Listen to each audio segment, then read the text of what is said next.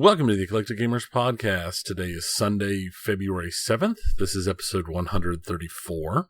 I'm Tony. I am Dennis. We're back, Tony. We're back. It's Super Bowl day. It is. It'll be exciting. We don't know how it's ended yet because it's not even begun. Yeah. But the important thing is I have plenty of snacks picked up and purchased and ready to put together so I can watch the one football game a year I watch. Mm-hmm. Yep, I have snacks. I think my parents messaged me that they were dropping off meatballs because we're not doing the Super Bowl together because of the Rona. The Rona. And I'll order pizza like I usually do. Yep, we're doing meatballs and little smokies, and we got a bunch of other snacky stuff. So I cooked a big old pot of chili yesterday, and so you're a chili person. I'm a chili person. Yep. I normally, if I was having people over, I'm normally one that does the Rotel dip. Yeah, I always enjoy Rotel dip myself. It's pretty good. That puts me as a nacho person. Nachos are, hey, it's all good. I said I did that, and then my wife made a big thing of beef stew also, so we've got plenty of warm stuff for this cold weekend and lots of snacks. It'll be good. Mm-hmm. So what's been going on besides your food prep? Well, I'm in quarantine again. Again? Again. So we'll see. I'm waiting to get some results back so I can go back to work. Yeah, my daughter was sent home and locked down, so from school, because I've got one who's in virtual school and one who's in physical school. So, other than that, I'm up to 500 hours on BattleTech. Oh my, Tony, where's the end? There are other games you've not yet played in your Steam list. Oh, there are so many other games. Here's the thing. Since our last episode, I have actually purchased, let me pull up my Steam list real quick. I have actually purchased, 2 games, because I picked up the Early Access Dyson Sphere program, which is a Satisfactory Factorio type game. I also picked up Space Engineers, which is another game in those same vein, and I've not played either of them. But those sound like the games that normally consume lots of your time. They are the games that normally consume lots of my time. But I've been playing this new heavily modded version of BattleTech, and it's been a lot of fun. And I started in 3025, and it is currently summer of 3029, and it only took me, 95 hours to get that far along in the game. So, and my goal is to take it to the end, which is, for this mod, the time stops counting at 3057. Well, at your current pace, it sounds like it's going to be a while. Probably. We'll see. I'm sure at some point I'll get burned out enough that I want to sit down and play some other games. But right now it's still holding my attention really well. Well, that's good. A good game is always a good thing. That's my philosophy. Yeah. Well, I have been playing some games as well. I wrapped up, since our last episode, Doom Eternal, and have now started a game called Control. Okay, I've not heard of this game. You play as this a woman who comes into it's kind of like the FBI, but it's investigating like paranormal stuff. Mm-hmm. And the place is on lockdown, and she essentially becomes almost immediately the director of the organization because she has the ability to kind of bond with this alien paranormal tech, and you're trying to go and figure out what's going on and restore order to the building. And also she's got some mysterious elements of her past as to why she came to this place in the first place. And so you're trying to solve that as well. So it's mechanically, it's a third-person shooter, but you get like some telekinesis abilities and such. So it's got those sort of mechanics going on. In a way, it's kind of like, think of Cyberpunk, but instead of hacking, you've got telekinesis sort of things. Okay, that sounds kind of cool. The story's actually, so far, I've really liked it. Like, a lot of it is told in items as well as, like, you might think of from a Dark Souls or something, or a Cyberpunk. But In addition, there's a lot of narrative storytelling that's going on. It's actually fairly dark and horrific at parts, and just weird. It's like a blend of mystery and it's almost like you'd think it was like a Twin Peaks wannabe. Like what was that game that was it was like almost a straight rip of Twin Peaks, Deadly Premonition, but like graphically good. Deadly Premonition was sort of clunky, but in more than one way. But it was a funny game.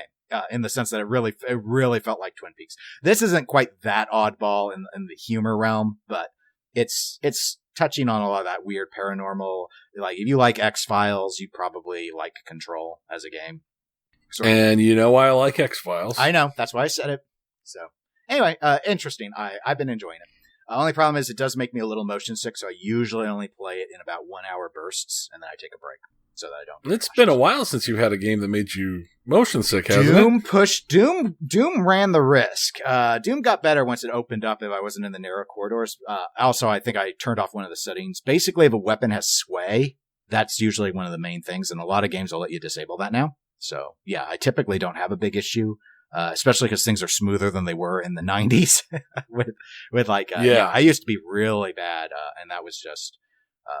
I do have Dramamine if I need to. I can take it, but I usually think, an hour. I can get through a mission or two in Control within an hour, so I don't feel like I'm cheating myself or anything like, I only made it to a checkpoint, I have to stop or something like that.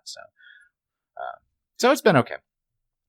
Speaking of okay, before we go to our segments, we don't really have a section where we deal with our mail, our emails that we get.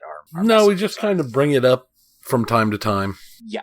So I'm going to touch on, we got 2 messages of note that I wanted to touch on. The first one is the disappointment message, which I did email back to. This is from Skippy, but I wanted to touch on a couple elements of this because he brought up some good points. And I'm just going to read part of it. Where he says, "Love you guys, but this podcast," and he's referring to episode 133, the last episode, "was hard to listen to. The pinball segment, I had to skip past it. It was sort of fluffy boredom for me. But the main reason I'm emailing you, gents, is the lack of love for Half-Life Alyx." So, first, let's go ahead and touch on so that was the John Hughes episode, which I had a lot of fun doing, but I do want to reassure Skippy and others that we aren't going to put every episode as a fluff episode where we do those sort of exercises. No. We needed to mix it up for our own mental health. That's what I'm going to cite. And I thought it was a clever idea. We only have done... How often do we do theme concepts? We've done them before, but maybe every 25 episodes? Yeah, it's happened in the past. We've talked about them, but it's not super common. So let's touch on the Half-Life Alyx thing, because this is where Skippy was mostly upset. "I know you can't play everything, but you guys just ignored it to fit your narrative. You owe it to yourself to play this. It is incredible and a worthy addition to the Half-Life universe." So... Tony, this is regarding when we were discussing Valve and them not making any games. Right. And we mentioned Half-Life Alyx, but we didn't spend any time on it. And I addressed this in an email to Skippy, but I thought we should probably address it on the podcast because there are going to be others that are going to wonder. I don't have VR, so I can't say anything about Half-Life Alyx if it's good or not. I know it's reviewed well. I know it won the Game Award for Best VR Game last year, so 2 awards ago. But that's all I know about it. I have not heard anybody say anything bad about it at all. But like you, I don't have VR. I have considered getting VR. I've talked about it on the show in the past about getting VR, but I haven't actually done it yet. So I just have no experience with it. So what I would say is, based off of Skippy's email, for those of you that listen and have VR, try Half-Life Alyx, because he says it's really, really good. And I will take his word for it, because I have no knowledge otherwise. So let's touch on our second email, and this is from Chad. And Chad says, let's see, well, he talks a little bit about the upcoming game, and Super Bowl game. And he says, "I really enjoy your podcast, and most recently the one with pinball ideas based on John Hughes movies." So here we have someone who liked our fluff episode. "It was a lot of fun to hear what you both had to say about that subject. There are a couple of really solid ideas in there that could make a great pinball machine. Another idea for you, maybe a discussion over modern or relatively modern video game themes as pinball adaptation. I know what you're thinking. Gottlieb Super Mario Bros. And Street Fighter 2 weren't exactly blockbusters. Maybe everyone learned their lessons from these mistakes in the 90s, but history is doomed to repeat itself eventually. And he goes on to talk a little bit about some of the ideas he has in terms of that. So just as that's something for us to consider, and I guess if others would like us to touch on that, maybe write in or post on our Facebook and let us know. But I think Tony and I could definitely do something on video games. I know we've touched on it before thematically. Way in the past. As I recall, we had it's been a long time, but over a year. At one point we had a really deep discussion into an Overwatch themed pinball machine. Yeah, and I can't remember if that came up in the topic of video games in general, or we just I know I've pitched it as a video game on the air before for a pinball machine. Yeah. But yeah, it's definitely something that we could consider for our next fluff theme topic.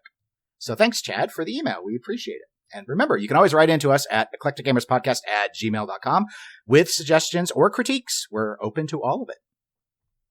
So speaking of open, let us open our podcasting ears to the first of our two main segments, the pinball segment.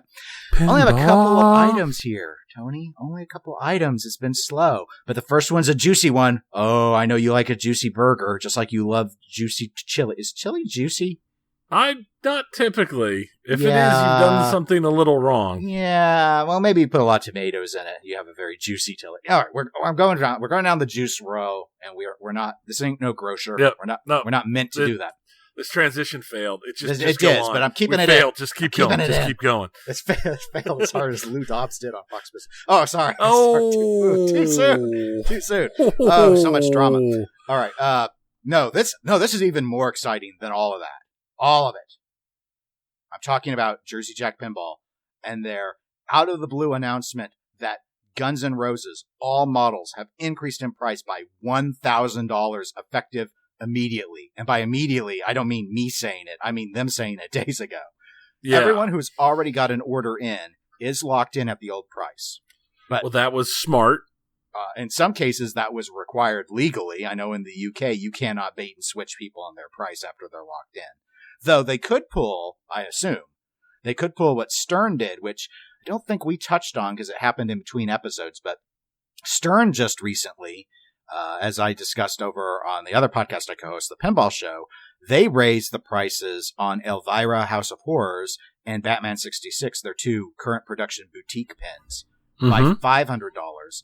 And my understanding is everyone who had an order outstanding with a distributor had their order canceled. And they were told they would have to reorder if they wanted the game and be paying the additional $500. That's pretty crappy right there. Yeah, crappy would be a great description.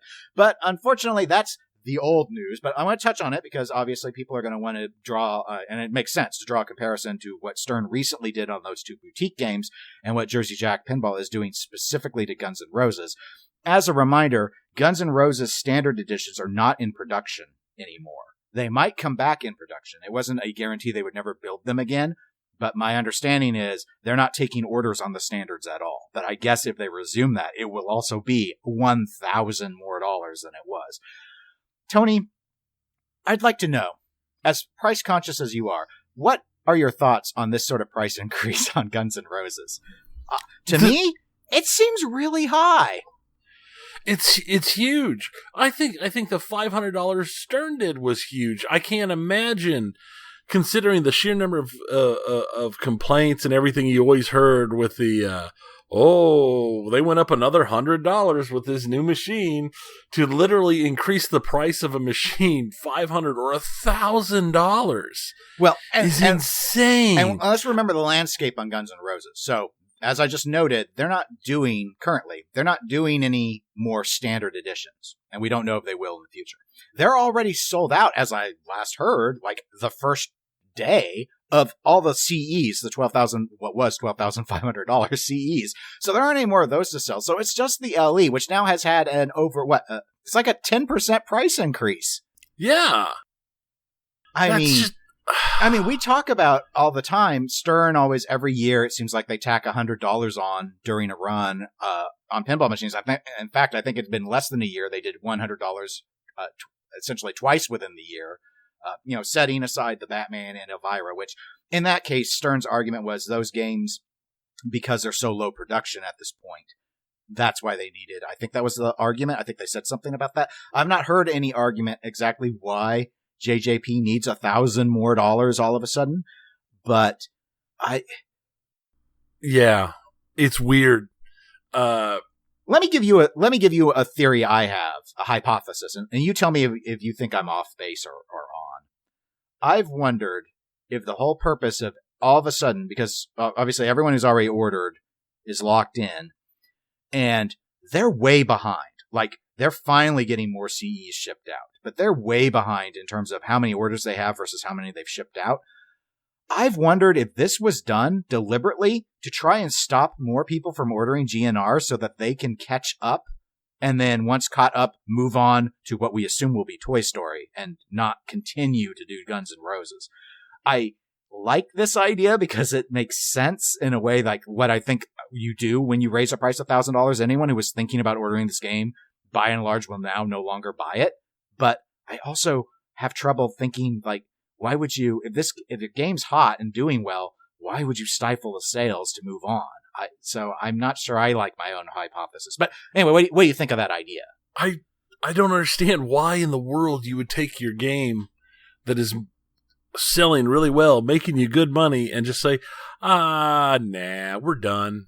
We're done with this. We're going to raise the price because we don't want people to give us money. Let's get ready for our next game that will hopefully be as popular, if not more popular, than this game. Yeah, I mean, I know JJP, they've said, like, I think I heard in an interview, I believe it was with Ken Cromwell, who works for JJP, that they were surprised at how quickly the CEs sold out. And so they knew when that happened, at the speed it happened, that this game was a hot potato. But I would have thought if you have a hit, I mean, this is like the opposite of Pirates, where Pirates, suffered and struggled, and then it became popular right around the time they decided they weren't making anymore. Here's a game they know is super hot, super popular. As we're going to touch on in the next part of this segment, it basically cleaned up quite a few awards over with the Pinball Industry Awards. I wouldn't be shocked if it ends up doing the same with the Twippies. This game is popular. And yeah, it's like, why would you jeopardize, unless the logic, and the other logic would be they realize they left money on the table and that they think they can honestly get another $1,000 out of people on this game. But most of the pinheads knew what the old price was. And if you didn't get in already, you were probably someone debating it. And I just really struggle with thinking that most of those people are going to be willing to buy new in box, knowing that had they only ordered it a week ago, it'd have been $1,000 less. Yeah, that's harsh. I mean, that's a whole topper from Stern, $1,000. Well, let's not get crazy. That's a whole old topper from Stern. It's true. I'm sure the next toppers they announce are going to be $1,200 or $1,500. I don't know what Stern's doing with the topper pricing, because I was like, I don't know. Because the Led Zeppelin topper's not $1,000. I don't know what's going on. I don't get it. Anyway, I mean, back to GNR. The thing that makes the most sense to me is more that either bill of materials has gone up, or with the changes required at the line for proper separation and Rona issues, the general cost of production has gone up, and they've gone from making money to not making money. Or not making enough money to warrant it. Right. Well, and I've read online on Penside in the discussions about the price increase, there are a number of people that have been talking about bill of materials. So you bring up a really good point, because there are a lot of people either speculating or mentioning other items that have increased in cost. A lot of that being, I believe, due to supply chain. And so the Rona causing an impact on the bill of materials. It's just, I mean, 1,000 though? All of a sudden you realized you needed another 1,000? I mean, it's 1,000. Pinball machines have been spiraling in this, they're going up so far above inflation in terms of the price increases. And I'm having a lot of difficulty. Maybe if I was smarter, I would be able to suss through it. But I'm having a lot of difficulty figuring how much of this is price gouging and profiteering and how much of this is actually dealing with cost increases, because I think it's a blend, but I'm not sure what are we talking 60-40, 70-30? I don't have a good sense of it. And JJP hasn't said anything that I've seen acknowledging anything about the price increase in a motivation. Like, yeah, the price of the wood for the play fields and the price of copper has gone up so much, we have to do it. I think that your idea has added credence because of Stern's decision to raise Elvira and Batman by 500, possibly, motivated by bill of materials as well. And they kind of hinted at that in terms of the production and the quantities of the stuff they were getting. So it's like, okay, so they need, but those are low production pins that have been out for a while. Those aren't the same level as a pin that is in the midst of its initial production run. It is the popular pin, and I would assume it's the one that's getting the most sales of all of their pins. We're not talking Pirates of the Caribbean here that crashed and burned. Even though everyone talked about how great it was, this pin's actually selling. Yeah, I mean, in a way, I can rationalize it on one side and say, okay, well, Stern has a lot larger economy of scale. So what might require them to raise a price by 500 requires JJP to raise the price by 1,000. But then on the flip side, I'm like, yeah, but Stern only did it on the weird boutique non-pro model games. Everything else is still at the same pricing they had. And JJP's got this super hot Guns N Roses that everyone wants. So why do they need, if anything had an economy of scale, shouldn't it be Guns N Roses? Do they really need to add $1,000 on it? Why not just 500? I just don't know what's going on. No one knows what's going on, it seems, except those that work at JJP. I think that, I guess my takeaway is, if you wanted to kill future sales for GNR, I think you accomplished it. But I don't know. Pinball, there's a side of pinball that's like the flex side, where if that means it makes it even more exclusive, and they can, the only thing is there's so many people that got their orders in before the $1,000 price increase. It doesn't really show that. It's not like, right, hey, look, I bought the diamond edition of Beatles to prove to you how rich I am. This doesn't have the same ring to it when you've already sold all the CEs at the old price and a bunch of LEs at the old price. Just doesn't have the same flex to it. But do we really think that they're at a point where they're so close to Toy Story, if that's the next game coming out, that they're willing to shoot themselves in the foot to free up space on the line to start building them? And that seems weird to me, because I'll be 100% honest, seeing another game from JJP this early, I have a hard time believing it. I don't see the value in it. I don't see for any pinball manufacturer, why would you move on unless licensure made you move on? Why would you move on when you have something that you still aren't, your output's not keeping up with the demand? So why would you want to slow the demand? Why not? If you can't increase production, I understand that that's frustrating, but you want to try and satisfy as much of that as possible, keep those customers happy, and it's basically money in the bank once you get going. So I don't know. And I don't know if that's the motivator or not, that Toy Story is ready and that they're like, we got to move on. It's like, the line's moving. Be happy. The line was moving. Isn't that the goal? To keep the line busy? That's what my understanding of manufacturing was all about. So I would assume. Anyway, we will have to just keep our eyes out and see if we learn anything new. It'll be interesting if we see any other pinball manufacturers follow JJP and Stern's lead and start doing some sort of increases that look suspiciously like trying to compensate for increased bill of material costs, because I'm very curious if that's the driver. So we'll have to watch American Pinball. I imagine sometime this year, Spooky may be announcing their next game. So we'll have to watch and see what happens between Rick and Morty's prices and that, because those are all sold. So we can't do anything off of the Rick and Morty price, really. But so the other pinball thing I had was just to sort of recap through, like we've often done with awards, the Pinball Industry Award results. I do have a link in the show notes to people that want to go and watch the ceremony video that was done by Straight Down the Middle Productions. And so if you want to watch that, I think it runs about 90 minutes for the whole thing. And then I also have a link to the website where people can go and look at the results. I believe the website will ultimately, though it's not yet live, have a breakdown of like the percentages of how the critics voted for the various category game winners. It's just the webmaster George has been really busy with work, and as you know, Tony, work comes first. So told him, yeah, don't worry about it. The results aren't secret. I have the spreadsheet breakdown. We did it through SurveyMonkey, but I gave him a breakdown to make it easier to incorporate into the website. So I'm always more than willing to share the percentages with people if they want to know. In terms of like, oh, well, where did Hot Wheels fare in best lighting effects? Like, I can pull that up pretty quick, but we'll get it up on the website at some stage. It's taken a little longer, but that's just because of out of pinball needs that must come first. So yeah. But I thought we'd talk about some of the stuff here. I'll run real quick through the excellence recipients because I don't really think there's a lot to discuss. I want to discuss the game stuff because that's what's more interesting to me. But in terms of those that received various excellence awards, and that was that group with that panel of TPN people that you had expressed some concerns about when I mentioned the breakout, and no excellence awards went to any TPN entities. Well, that's good. It's one of those things. It would just kind of, oh yay, yeah, we're the best, woo! We were chosen the best by a panel of us.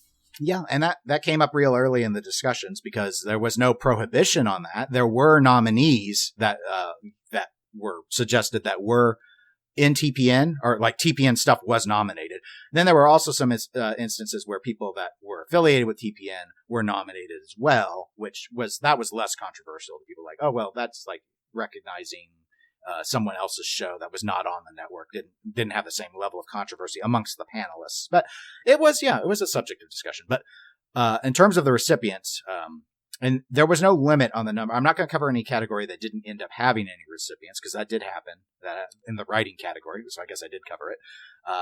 There was one category that actually had multiple recipients. That was videography, and that was Emoto Harney received a recognition, and so did Gavin Free, who's with the Slow Mo guys. So those were the two recipients in that category. Photography recipient was Charles Acosta with Pinball Photos. The podcasting recipient was the Loser Kid Pinball Podcast. And the streaming recipient was IE Pinball. That's Carl D'Angelo's Twitch channel. So, congratulations to them.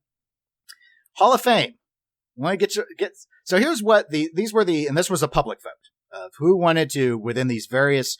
Most of these are by decade, except obviously there's a bit of a cutoff in the 70s and the EM stuff. So, and the EM one was a write-in. Everyone else got drop-down choices, I believe, to be able to make their selections. So I just wanted to get your thoughts on these. So the EM winner was that Williams Game Grand Prix. So what are your thoughts about that?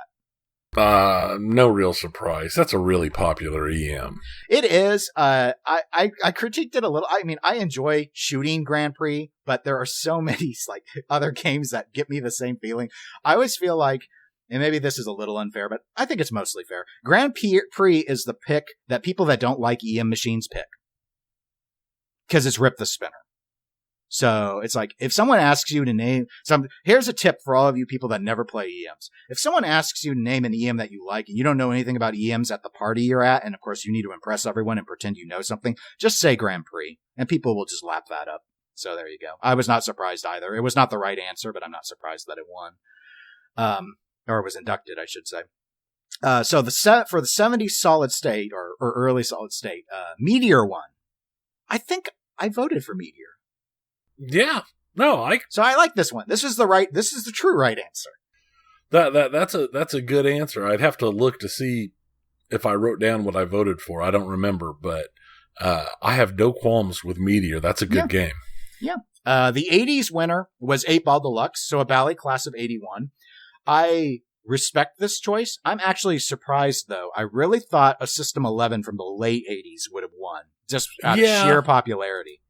I would have thought the same. And I believe I voted for a System 11 game. But if I didn't, I'd be surprised. But this is if you were to ask me what of the 7 Bally class of 81 games is the best, this is the one I would name, would be 8-Ball Deluxe. Yeah, no, that's fine. Here's one I know will shock you. The 90s winner was Medieval Madness. No. This was not my pick. It wasn't my pick. I think our pick was probably the same, Tony. Yes. I'm pretty sure it would have been. Another I chose Attack Brian from Eddy. Mars. The right answer, Brian. The correct answer. Yes. But The I am one in it no should way be. surprised. I believe Medieval Madness currently sits as number 1 on Pinside still.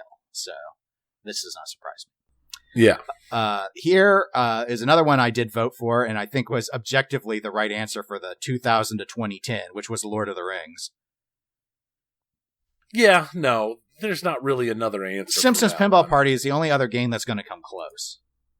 And is it really going to come close? I need to go back to see what the breakdown. I do have the results of the Hall of Fame percentages, but I didn't spend any time analyzing them. So I bet you it was easily number 2. It's just, yeah, I mean, it's such a clunk fest. Lord of the Rings has the deep code like Simpsons, but it also has a good layout. So right, it's a fan layout, but it's good. It's fun to shoot. Great call outs. It's just, of course, Simpsons has great call outs too, but yeah, it's just a better game is the thing. And then the 2010s, the last category, that went to Wizard of Oz. How?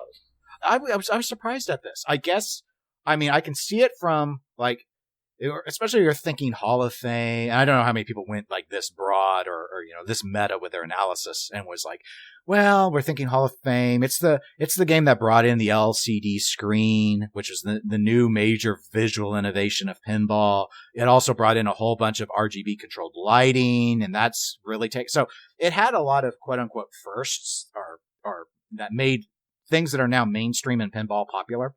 So I could see it for that reason. But I don't like this. I don't like this game very much. It's not Jersey Jack's worst game, but I don't like how this game plays.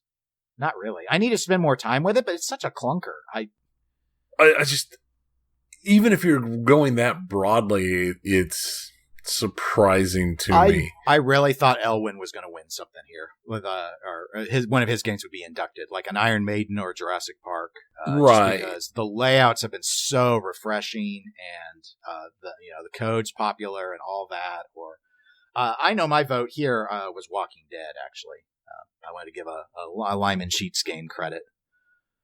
Not a bad one. I don't remember, except for I know that it wasn't Waz. There's no way I put Waz on. Because even if I was going to pick... Yeah. I can't even... Maybe you picked Pirates. Oh, I know I didn't pick Pirates. Then I'm fresh out of guesses for you, Tony. Yeah, I don't know. But Waz, that's... The only reason I can see it making is because people... looking at it as, because like you said, all of the firsts and everything. Mm-hmm. It's the only thing that makes sense. I can see it for that reason. Because it's not that great of a game. All right, so let's go over the game winners that won in the various categories. And this was the group of 40 judges, and you were one of the judges, as was I. I was. And so not every judge voted in every category, but in some categories they all voted.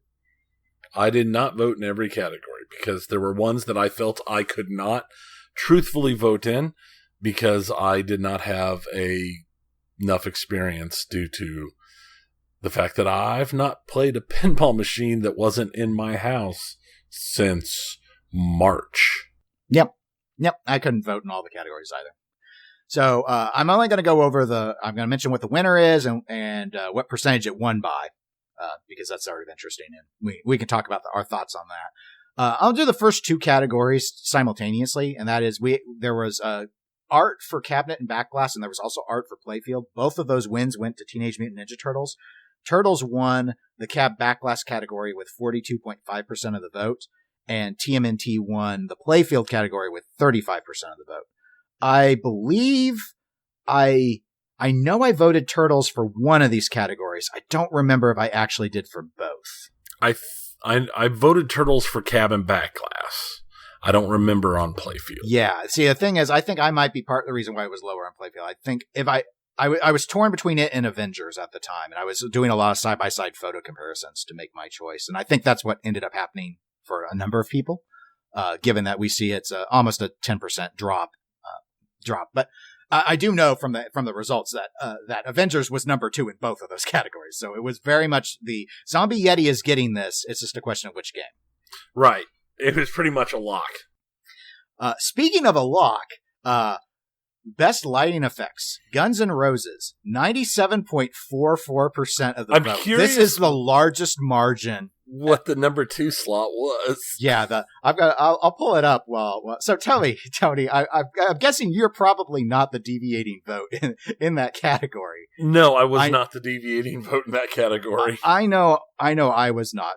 Just because the lighting. I mean, with the hot rails, you had the cam lights on the rotors. I could not really fathom another game that was going to fare. At all worthy. I can tell you that was pulling up the analytics. So one person did not vote in this category. So it was 39 votes. And so it was 38 for Guns N' Roses and one person voted for Stranger Things. I can see the argument because of the UV stuff. Yeah, the UV stuff. Okay. I kind of get it. Still, I guess in a way the UV is more innovative. I guess. I and 90+% of the judges don't quite see that logic, but I can kind of mentally I can get there. I'm not just like, what the heck? You picked something without any lights at all? Yeah. No, it wasn't that bad. It's not so out there that I can't fathom what they were thinking. I just don't agree. Right. So let's go on to the next category, which theme integration. So that also was won by Guns N' Roses, and that was with 60% of the vote.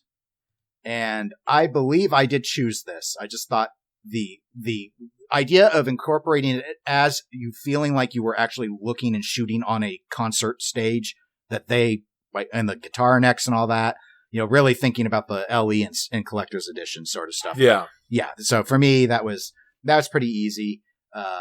I can tell you that the number 2 game, which was with 17.5% of the vote, was Rick and Morty.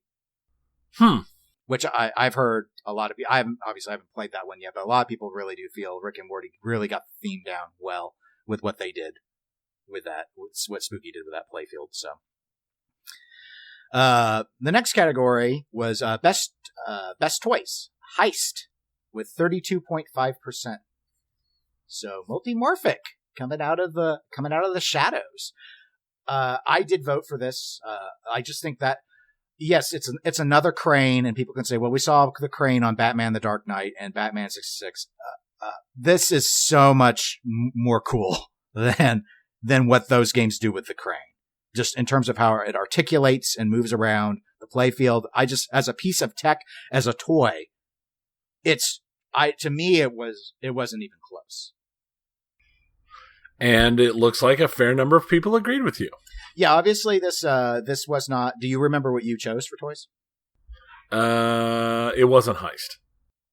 The second most popular choice was Guns N' Roses, which had 22.5% of the vote, so 10% less. And right behind it, one vote less at 20% was Avengers.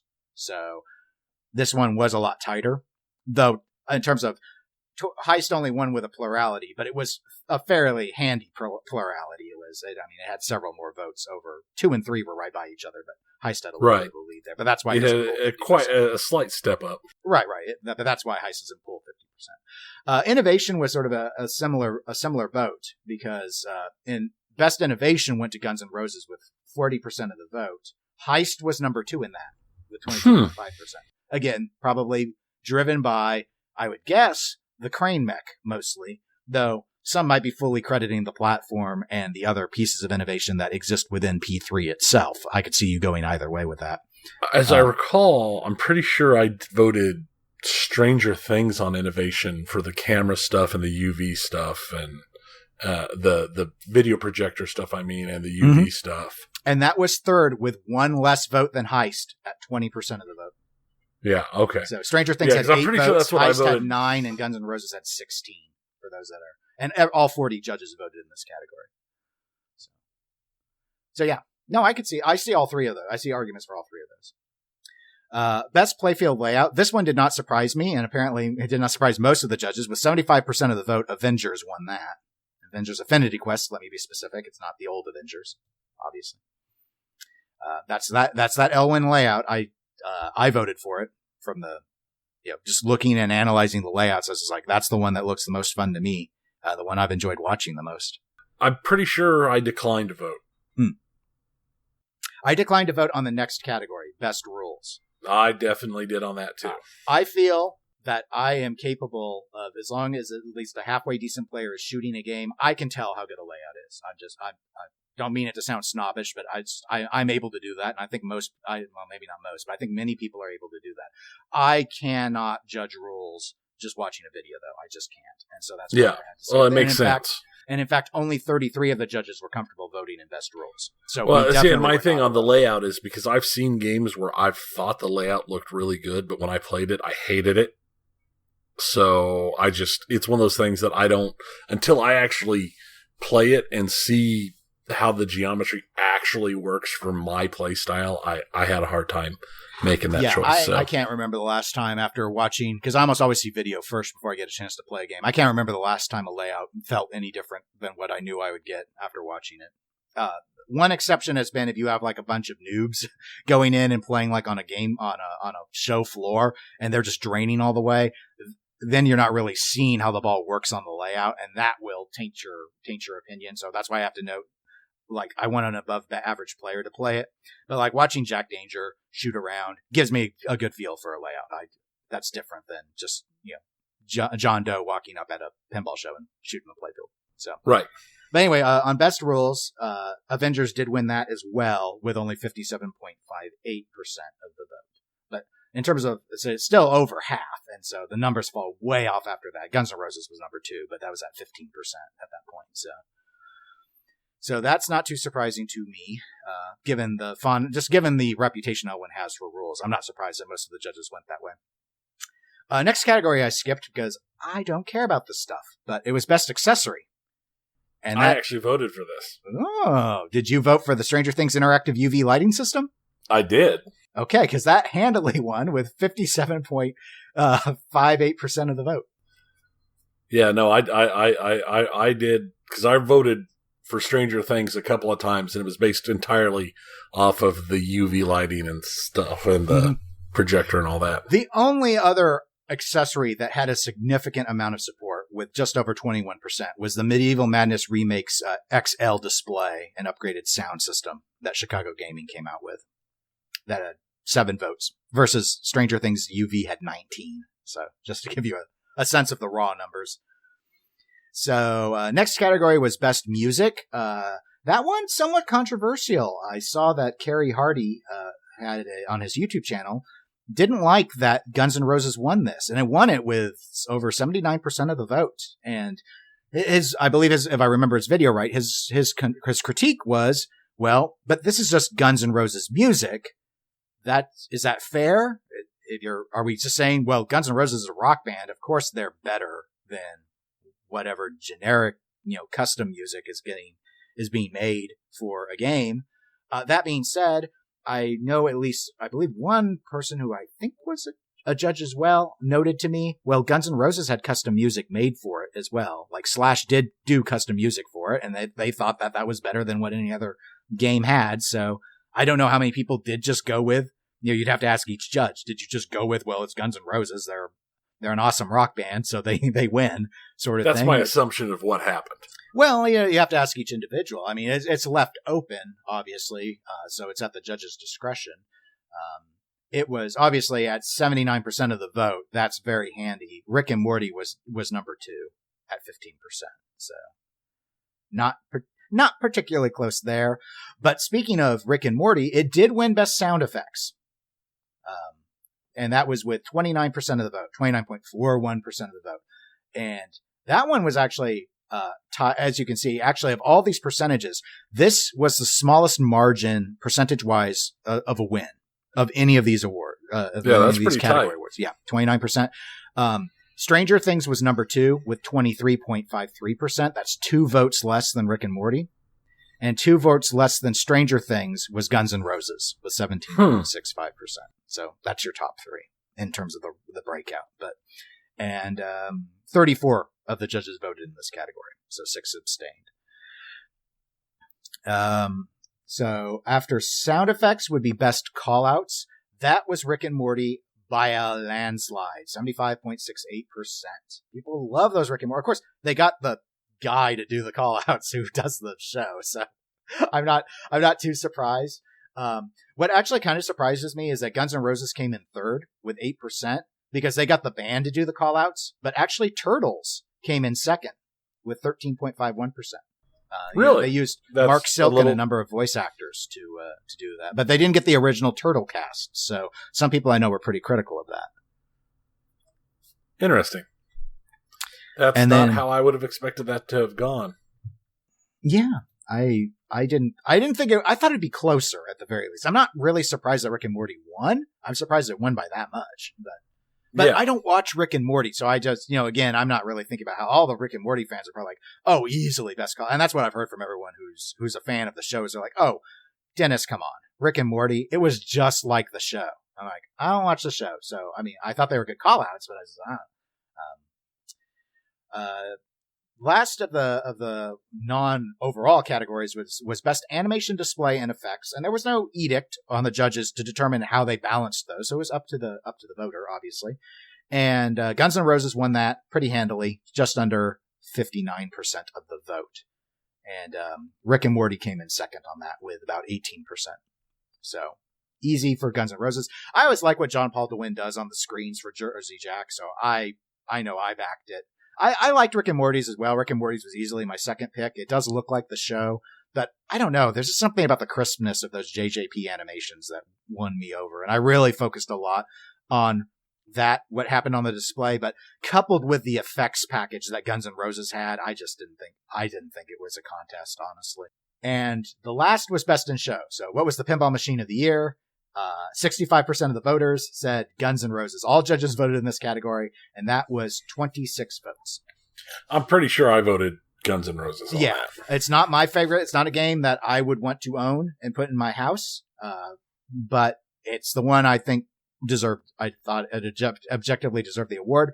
Avengers was the second place finish with 22.5% of the vote, and it falls way off after that. I think third actually is Turtles with 5%. That's like 2 votes. So yeah, it really dropped off after Guns N' Roses and Avengers, which, just like with the Twippies, my guess is it's coming down to Guns N' Roses and Avengers. It's like, it's always been fated to be that.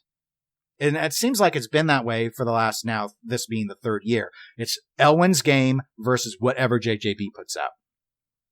But interesting to me about the PIAs, and that's where just the analyst in me wants to see what happens with the Twippies, is 5 different games, if we include the accessory win for Stranger Things, which we do because it was a game winner. Yeah. 5 different games won an industry award, or Crystal as they call them, won a Crystal for their 2020 stuff. That's pretty diverse. That is more diverse than I expected. I don't think the Twippies will be that diverse. I don't think the popular votes are going to go that way. I don't think we see Heist win anything in the Twippies. The question is, can Rick and Morty? It's such a popular show. I wonder if it could, but it's such a low production game compared to GNR and Avengers that I wonder. And the one thing is, I'm sure it'll be more than just, well, no, I can't be sure. I was going to say, I was sure it'd be more than just Avengers and Rick and Morty, because I was thinking, well, because Zombie Yeti's got to win art, but he did the Avengers art. I don't know if Turtles is more popular in my head for art. Like, people have more nostalgia for Turtles. So I would wonder, maybe we see 3 wins. That's going to be my guess. I think with the Twippies, we see Turtles, Avengers, and GNR win Twippies and no other games. That's my guess. But that's based off nothing but just gut instinct. I think that you're right. I think I don't think there's any way that we're going to see a Stranger Things or a Heist in there. There's just no way. Well, I mean, now they do have, Twippies have other categories too, like Best Topper and stuff, and who knows with that sort of stuff. So, I don't know what had the best. I never vote in Best Topper because I don't care. I always skip it. Sorry, Topper fans, I always skip it. But you know what I don't skip, Tony? I don't skip the video game segment. Oh, well, that's very good, because we have a couple interesting little things in the video game segment this time.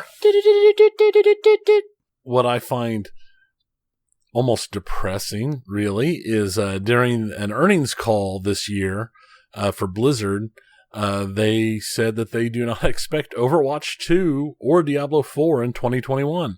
which isn't a surprise for me for Diablo 4, but I think for Overwatch 2, it's a major failure for them to not have it drop this year.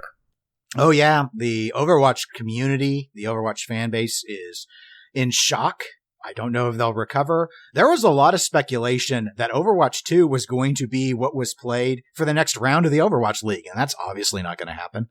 Obviously not. I mean, it's shocking to me that from the point where they were talking when they showed it previously at BlizzCon, which was in 19, that we're not going to have it until 22 just seems incredibly shocking, especially considering that they've already said there's no more heroes after Echo until 2 comes out.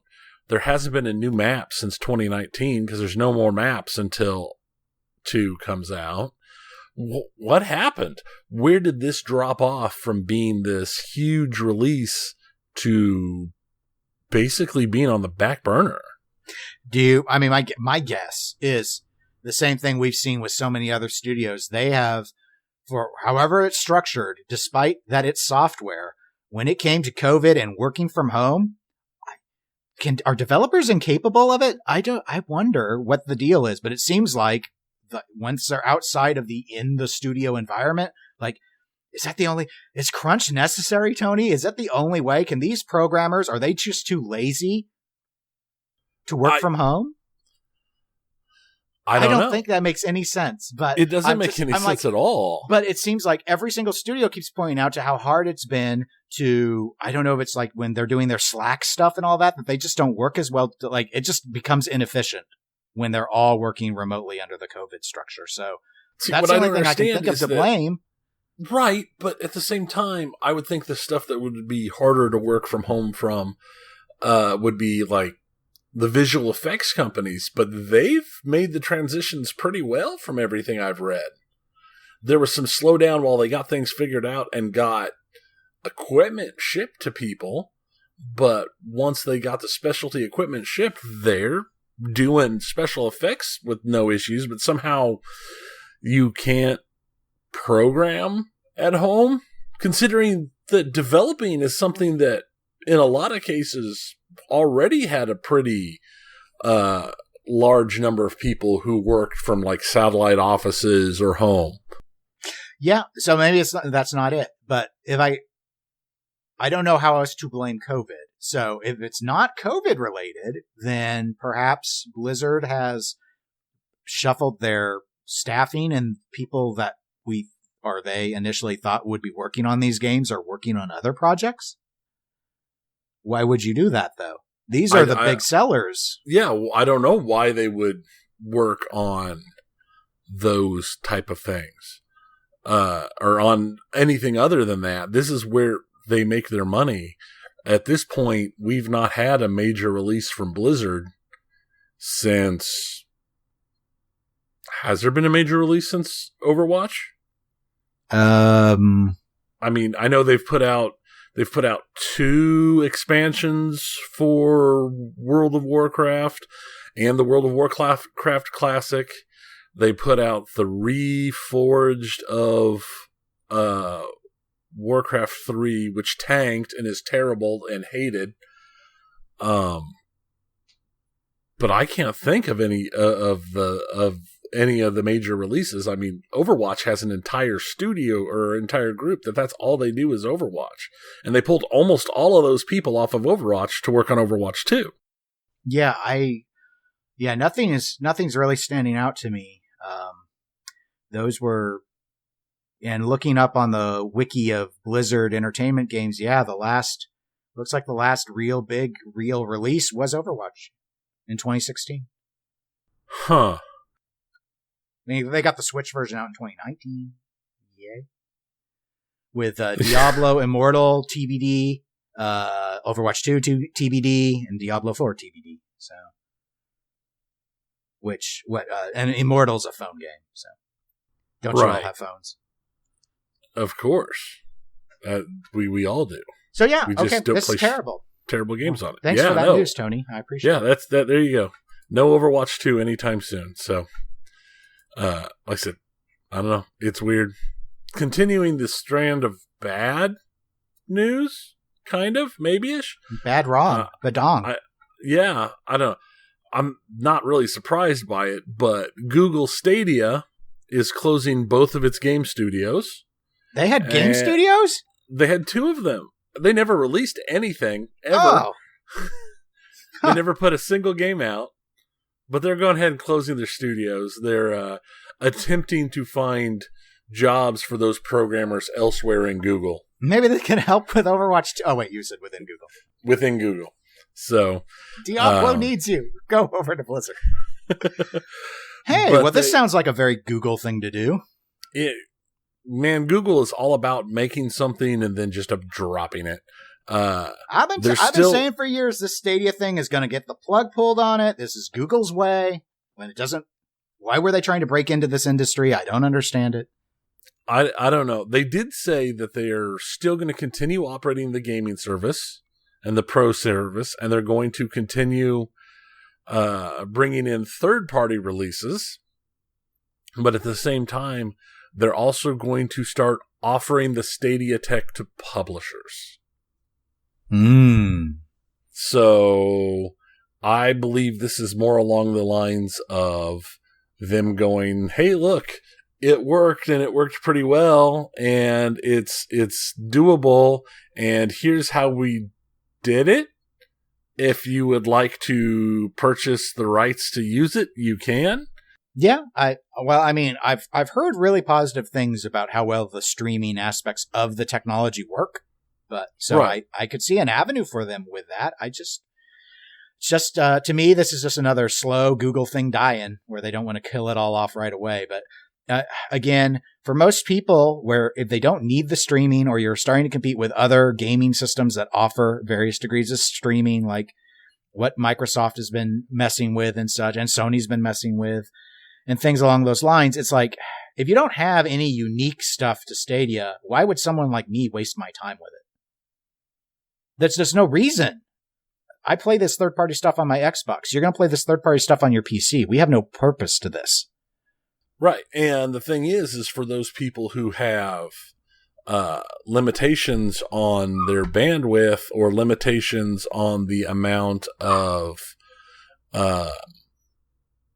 before they get, throttled, this could be causing issues with their day-to-day usability. I think that's part of the issue and it's not really Google's fault, but it felt like, at least for the US market, that Google Stadia honestly is just premature because our ISP setup is structured in such a way that you are punished for consuming large amounts of bandwidth. Right. And again, why would we do that? Why would most people who don't need to constantly stream do that when they can install something on their PC or play it on a console, and after it's downloaded once, they don't have to worry about their caps and their throttling, and they'll just enjoy it. So yeah, Microsoft ran into this barrier. It was a worse barrier back then, but back with the Xbox One, when they were talking about doing some of this stuff and this always on, and back then it was being always on, able to touch the internet for something. That's less of an issue now, but the throttling definitely is. So yeah, very much so. Okay, well, I'm not surprised at any of this, but yeah, not good news for those that are invested in Stadia, though. We'll see how long Google keeps it around. I bet at least a year. And the question is how many people are actually invested in Stadia. So yeah, I don't have numbers for how well they actually sold. So also, Gearbox Studios, the makers of the Borderlands games, very popular games, has been purchased. They were purchased by the Embracer Group, which is a parent company to like THQ Nordic and Saber Interactive and Coffee Stain Studios and a few other studios. This deal is worth $1.378 billion. Wow. They wanted Gearbox bad. They are saying that this isn't going to impact any of the development of future or existing Borderlands games. They're still going to have the ties with Take-Two for the Borderlands games. The question is just going to be what's coming next, or is this one of those purchases where they're picked up and then just kind of left on their own? It was just like, oh, we'll add them to the stable without changing anything. So, yeah, I don't know. Gearbox is a odd company to me, where they have things like Borderlands, which have gone over very, very well, but they have also been no stranger to controversy with things like their arguments that they used funding for other games that they rerouted to different titles, like they agreed to publish stuff and then they routed it to fund their own development. There have been some controversies. So my nutshell summary would be, I would hope that while a lot of the IP is allowed to flourish and be as creative as it was when Gearbox Studios stood separate from the Embracer Group, that a little better managerial control probably would be healthy for this company, which has had a bad habit of doing inappropriate things from a corporate responsibility standpoint. That would be my take. I think it's a pretty valid take. We'll see where it ends up going. And the last thing I had added was the Mass Effect Legendary Edition, which was initially announced back in like November or October. But the big reason I wanted to talk about it was not only is it coming out as a remaster of the original 3 Mass Effect games with, tweaks and cleaning up the video and making it look better and a few adjustments to make them flow better together. But now it's coming out that one of the adjustments they've made is they decided playing the games, there's a lot of times where there are random shots of just butts or upskirts that they feel, as they worded it, they feel that this is a different time and they need to make some adjustments. So they're leaving the story and stuff alone, but they're changing camera positions. So you no longer have conversations where you just see somebody's butt taking up 3/4 of the screen and then somebody off away while you sit there and have a conversation. It's been so long since I played it. I don't remember all the butts. I've never really, I don't think I've ever played all the way through all of them. I think I played some of the first one. But what got me on this was I read a lot of people who are genuinely angry about this change. That's gamers. Apparently, it was a common enough thing that it was like to the point of being a meme with the games is, oh, we're going to have this deep, heartfelt conversation. Let's make sure that the butt's framed up so you can look at this. So there's just a butt filling most of your screen while you talk about your dead family. I mean, I remember some odd, like, where I always just assumed, like, maybe the cameras were almost randomized in terms of where they would shoot. And you did get some weird shots, which did involve butts. I vaguely remember that. I just didn't remember, like, gratuitous butts. But they're probably right. There were a lot of butts. Look, I didn't know this change was coming, probably because my gamer news stuff has been not dominated by Mass Effect butts, but rather dominated by Resident Evil and some super tall vampire person that everyone is losing their minds over. Yeah, I saw a couple things about that. I'm not a big Resident Evil person, so it didn't really click into my thing. But yeah, like for Resident Evil Village or something like that, there's a super tall... It's not one I've played, so... Yeah, there's like a Evil super tall Village. vampire, and people find her extremely attractive and are determined to meme about it constantly. Yeah. All right, Mass Effect, the Less Butts edition, coming soon. For those I hope of they you clean who up the shooter mechanics in the first game. The first game is clunky. Ugh. I would hope, and a lot of the stuff I've read says they are, one of the things they're doing is cleaning it up so that the play style's more similar throughout the 3 and cleaning up a lot of those issues. That's a good change. I never played 3. I only played 1 and 2. I've heard that the ending of 3 was really terrible until you got all the DLC, which the Legendary Edition comes with. I actually am pretty sure that I own all of Mass Effect, that I got it on some sale or on a Humble Bundle at some point. And you should start with Andromeda. I've never played any of it, so... Maybe it's as good as the TV series Andromeda. I don't know. I have. It's not. I only have. Everyone Mass says Effect it's not. and Mass Effect 2. I don't even have 3. I have the first 2. Okay, that's it. Well, we've reached the end of our show, Tony. I guess. Yeah. I guess if people want to email us, as I noted at the start, they can. eclecticgamerspodcast@gmail.com. Or you can go to facebook.com/eclecticgamerspodcast. We're over there also. Yep. We're on Twitch, Twitter, and Instagram as eclectic_gamers. And tune in a couple weeks where maybe we'll find out another pinball company has raised their prices by $2,000. Or maybe another video game company has been gobbled up by a larger company while an even larger company discontinues an even larger project that failed. We don't know. The future is a mystery. It's exciting. We don't know where anything's going. Next thing you know, Retro Atomic Zombies are going to be $5,000 for the first 15 minutes and $1,000 for every additional 2 minutes. All I know is production is delayed on that. That's all I know. Ooh, there was surprise. A little about that, but I didn't read up on it because I've been busy. But one thing we will guarantee: the next episode, less butts. Less butts, maybe. Yep. Maybe there'll be more butts. Yep. I'm Dennis. I'm Tony. Goodbye. Butts.